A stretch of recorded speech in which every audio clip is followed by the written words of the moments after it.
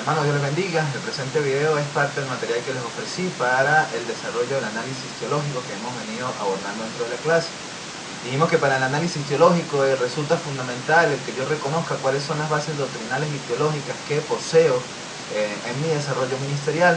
Dentro de ellas hablamos de que habían 5 aspectos fundamentales que a su vez se desprenden de uno trascendental. El primero de ellos es el reconocimiento de la relación de Dios con el hombre a través de la continuidad. Como Asambleas de Dios creemos en este hecho y hablábamos entonces desde 4 perspectivas. La primera de ellas es que Jesucristo ha sido, es y seguirá siendo hasta el día de su regreso el epicentro, la consumación máxima de todo discurso bíblico, de todo mensaje, de toda prédica, de todo aquello que se hable. Es Cristo el centro. El segundo de ellos es que es necesaria la demostración de la gracia de parte de Dios y que ha sido así desde el antiguo hasta este tiempo en el que vivimos. El tercero es que hay relación entre la ley, y no solamente la ley de Moisés, sino entre cualquier norma, precepto, establecimiento que venga de parte del mismo Dios o de parte de cualquiera de los apóstoles a través del desarrollo doctrinal que nosotros tenemos como iglesia, y por supuesto la relación de esto con la salvación. Un cuarto aspecto es el ministerio del Espíritu Santo y cómo ha sido el mismo ejercido desde los antiguos tiempos hasta los nuevos. Si bien es cierto de una manera transformada, también es cierto, ha sido, como ya lo dije, activo.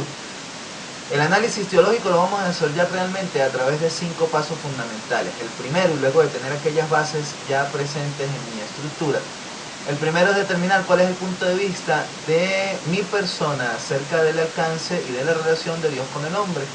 Es fundamental que usted dé respuesta a aquellos 4 postulados que hablábamos hace un momento y que desde esa perspectiva entonces empiece a plantearse algunas preguntas al texto que está siendo objeto de estudio para dicho análisis.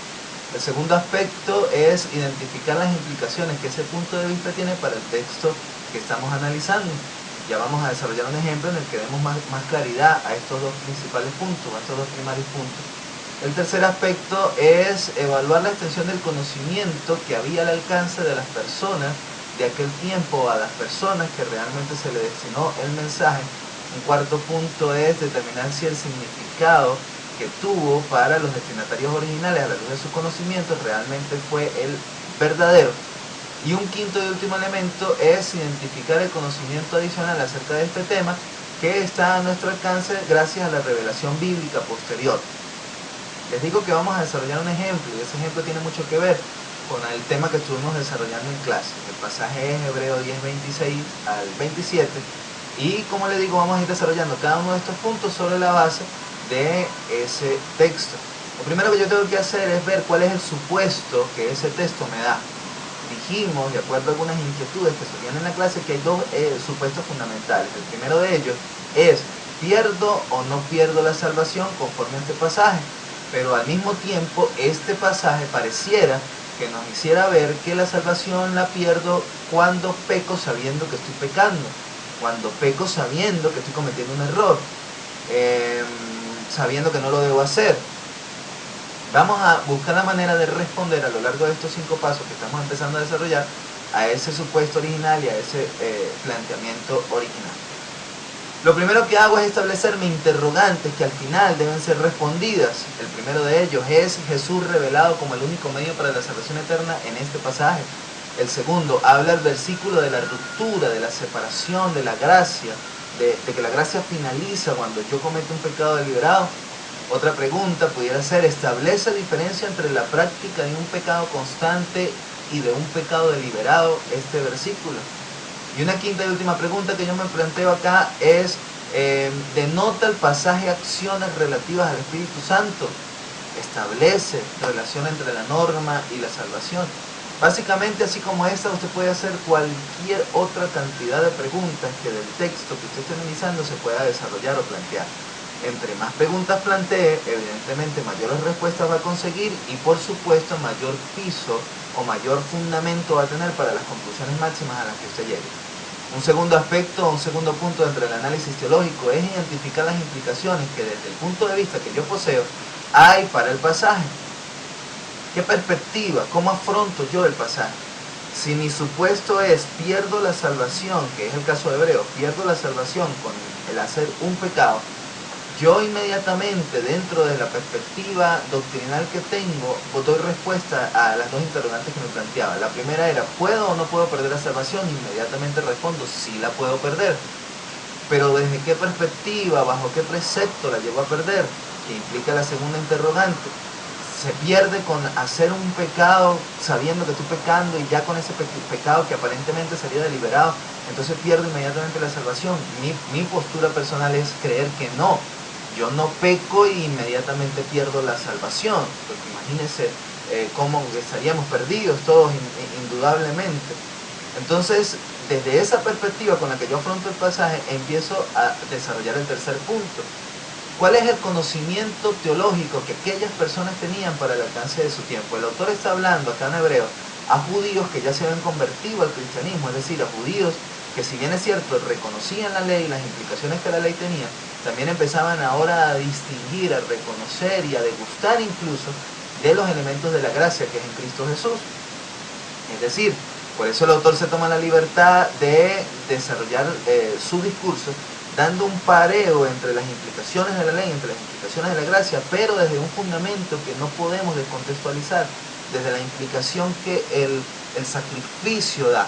El sacrificio bajo la ley era animal, era contemporáneo, era temporal, pero el sacrificio del cual el pasaje habla en Hebreos, que es bajo la gracia, que es Cristo Jesús, es eterno, es único y para siempre.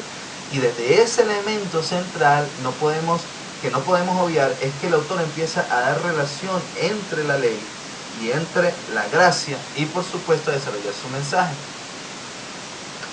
Si este mensaje fue claro por las particularidades del conocimiento que estas personas tenían, entonces también el pasaje debe ser claro ahora para mí desde el conocimiento mucho más profundo que las personas de aquel tiempo yo debo tener.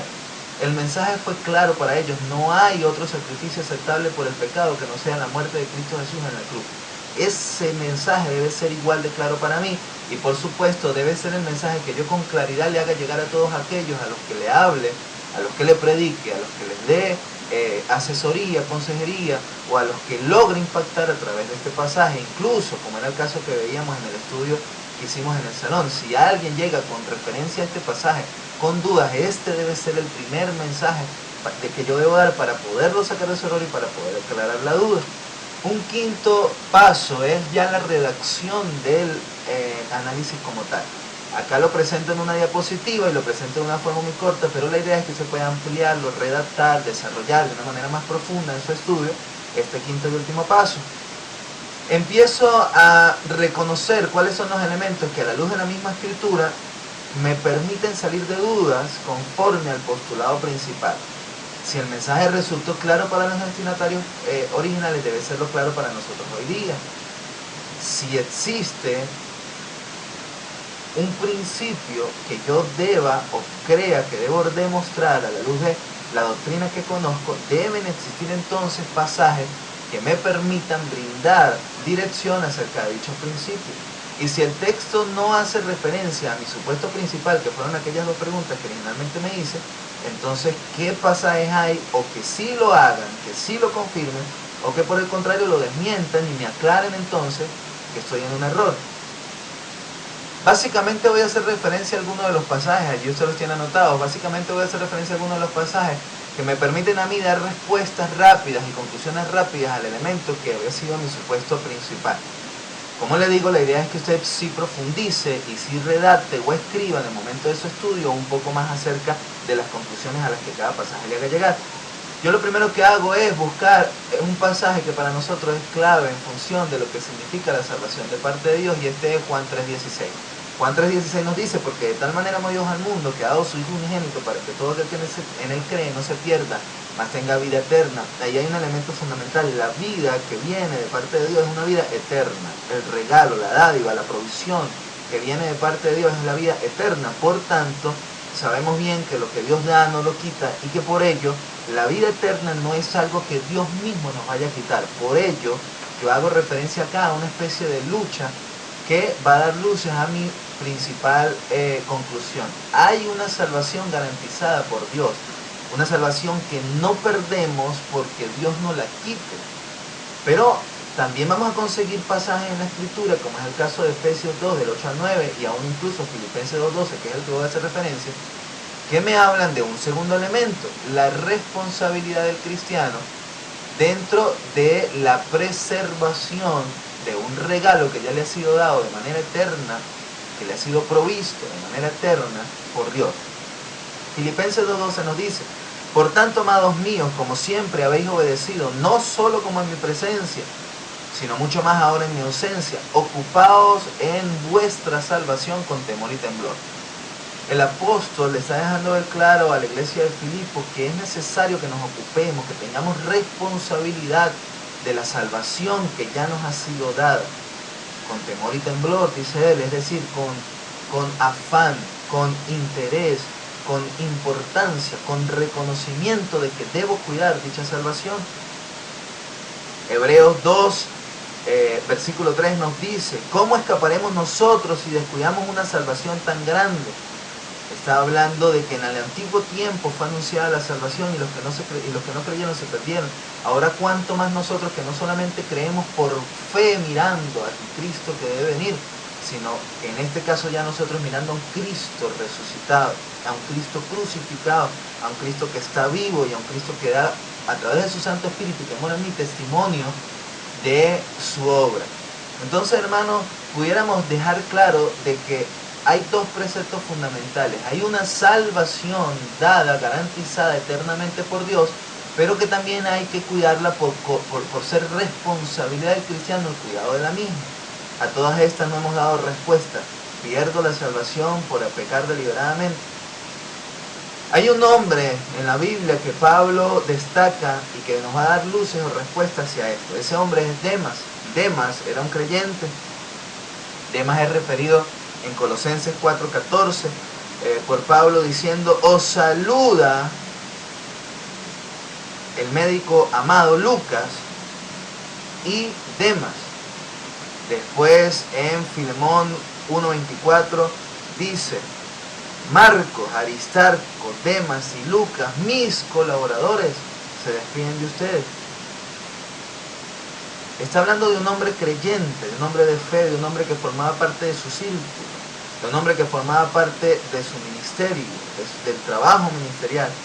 Pero inmediatamente en segunda carta a Timoteo, capítulo 4, versículo 10 dice: porque Demas me ha desamparado y se ha ido a Tesalónica. Bueno, allí sigue el pasaje hablando, pero quiero que centremos nuestra atención en este aspecto. Porque Demas me ha desamparado.